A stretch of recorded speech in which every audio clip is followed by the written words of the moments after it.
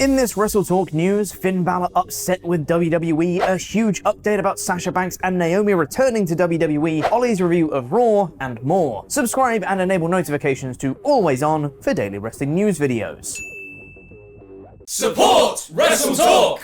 After being beaten by the original lineup of the Judgment Day back at Hell in a Cell, Finn Balor usurped Edge as the group's leader, because Edge was the weak link, you see. And since then, Finn Balor has gone on to be 1-3 on WWE TV, losing repeatedly to the Mysterios. With Triple H now in charge of creative though, some Balor fans might expect things to start to change for the former NXT champion, and they might need to for Balor's morale. As he revealed recently, he was hurt by the company. In an interview with Cheap Heat, when asked if Balor would like to participate at Clash at the Castle in the UK in September, Balor replied, "Obviously it's something I absolutely want to be involved in. Last year I wasn't involved in Mania, and I'll be honest, that deeply hurt. Deeply hurt. The fact that I show up for every TV, every house show, every overseas tour, every media appearance, then to be left off 2 nights of WrestleMania, that hurt." Balor hasn't competed at a WrestleMania since WrestleMania 35 in 2019, where he defeated Bobby Lashley for the Intercontinental Championship, meaning he's now missed 3 WrestleManias in a row. Balor went on to say that he sometimes finds out about his matches after the audience does, as it's announced on TV while he's in the locker room, lamenting that there's no promise of a match in 3 months or 6 weeks that they're building to, and he only found out about his SummerSlam no DQ match against the Mysterios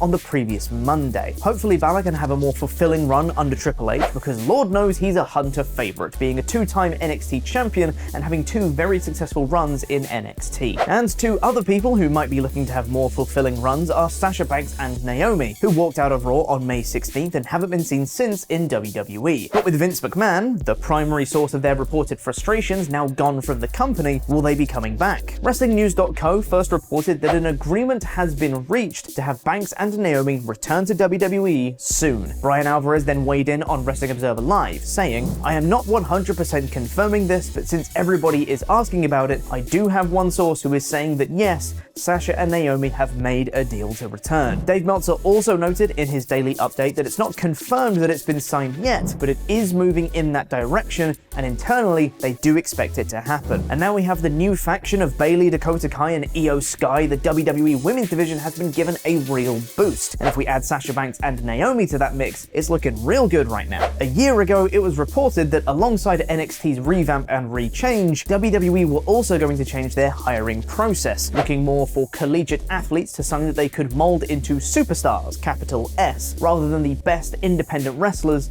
in the world. This was the NIL program, the Next in Line program, and it's made fairly high-profile signings so far, such as Gable Steveson, for example. But things might be about to change, as WWE held their latest batch of tryouts at SummerSlam weekend, and things reportedly didn't go well. According to Brian Alvarez on Wrestling Observer Live, this will reportedly be the last time they hold tryouts with just collegiate athletes and no independent wrestlers, and that there were a ton of injuries, including several concussions. A lot of the athletes went up to scratch with their performances, and the entire thing was described as a disaster, with reports stating that Triple H was looking to go back to the way he used to run things, looking for the biggest independent wrestlers. It seems these days may be behind us. And now, hot tag to Ollie. Thanks for the tag, Pete. I take that tag, and I spam you back on the forehead. You and Tempest beat me and Luke at Quizzlemania, meaning we have to review WWE for the next month while you get AEW. But that was recorded before Triple H took over. Ha! So here's my review of Monday Night Raw, it's good now, in about 5 minutes. The first real Raw of the Triple H era unfortunately still does have one lingering issue from the previous regime. Everyone's getting injured. Becky Lynch, fresh off her awesome SummerSlam babyface turn, revealed she separated her shoulder in that match. She embraced Belair once again and then left saying, "See you soon." Well, that's definitely the last we'll see of her on this episode. Oh my god, she's getting beaten up by Control! Your narrative. Stop trying to make Control Your Narrative happen, Braun. Despite being 3 hours long, don't I know it, Triple H somehow managed to book only 4 stories for the whole episode, and it was an enormous improvement of focus. This opening segment was simply the first part of a night-long narrative. Alexa Bliss versus Asuka only went a few minutes later on before Control. Your narrative. Seriously, stop it, Braun. Ran in to beat both women up. They run the whole division now. Belair helped chase them off, which set up Bianca versus Io Sky in a singles match later on. Io I think I pronounced that wrong because, of course, I want to get Japanese wrestlers' names correct. It's actually pronounced Io Sky! It's written in all caps. Belair and Sky had a terrific match, immediately solidifying Io on the main roster. Bayley and Dakota Kai kept getting in Belair's way, so Asuka and Bliss came down to even the odds, which eventually erupted into a DQ-causing brawl. Time to hold WWE to a higher standard here. In my opinion, Io should have won, with Bayley hitting Bianca behind the referee's back. It gives an actual finish to this very good match and elevates Sky even more to the sky. That said, the presentation and focus on the women's division was exemplary. Because if you don't really have a world champion about, it makes sense to boost all the other titles. Speaking of segue, the main men's storyline of the night was the similarly 3-segment long US Championship picture. The idea was to have 2 3-ways, where the winners would face each other later on to decide the #1 contender for Bobby Lashley next week. Whack bat. The first saw AJ Styles beat Mustafa Ali and The Miz in a brilliantly fast-paced, innovative match, with one of the better TV finishes of the year. Ali hitting a 450 on The Miz, which AJ somehow caught the rebound of into a Styles clash on Ali, onto The Miz to win. This was a banger of a match. Based on AJ winning, you could guess Tommaso Ciampa would win the second 3-way over Dolph Ziggler and Chad Gable based on their burgeoning feud. While not as good as the first 3-way, this still had some terrific spots, including Gable hitting a Chaos Theory suplex on Ciampa, which Ziggler somehow added a perfectly timed zigzag to upon impact. Ciampa won with a fairy tale ending on Gable though, and the camera cut to 2 dudes in the crowd who were like, NXT, let's go!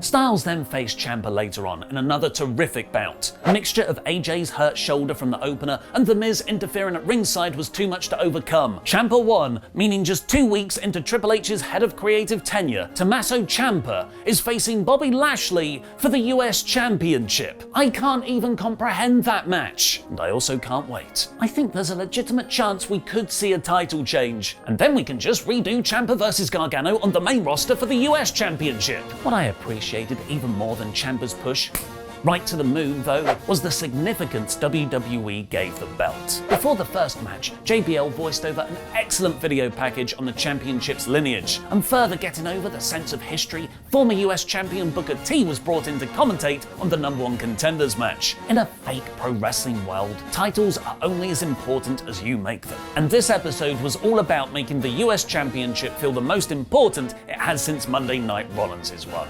Speaking of segue, Seth took on Riddle's mate Montez Ford, yet another instance of WWE positioning Montez for a singles push. Further foreshadowing a Street Profits split, Seth actively said they should break up, and Ford kind of cheated on the rock, paper, scissors game against Dawkins to decide who gets to fight. Always go for the Rock. Montez showed great fire in another fast-paced back-and-forth match, but Seth got his knees up on the frog splash and hit a stomp to win. I'm starting to think Ford's frog splash does him more harm than anyone else. The fourth and final story of the show was the continuing Edge and Mysterio's versus Judgment Day feud. Edge cut a concise, effective in-ring promo early on, promising to kill what he'd created, and then immediately following the Mysterios versus Usos main event, which at one point actually made me think Dominic Mysterio was going to win, off an amazing frog splash near fall. Judgment Day jumped them, Edge made the save, but accidentally speared Dom. This was competently done, but I'm just not really into the feud, unfortunately. What did you think of Raw? Let me know in the comments. This wasn't a huge reset show with a Triple H promo or some big retribution invasion, but at the same time, the changes were profound. The storytelling was focused and coherent, the wrestling was both faster and increased, the promos more organic, the rubbish practically non-existent. But the bit that I enjoyed the most was how things felt like they mattered. Wins, losses, titles. If this is what Triple H's main roster looks like, I'm very excited for what comes next. And sometimes that's just as important as the show itself. This week's Raw is my highest score of the year for WWE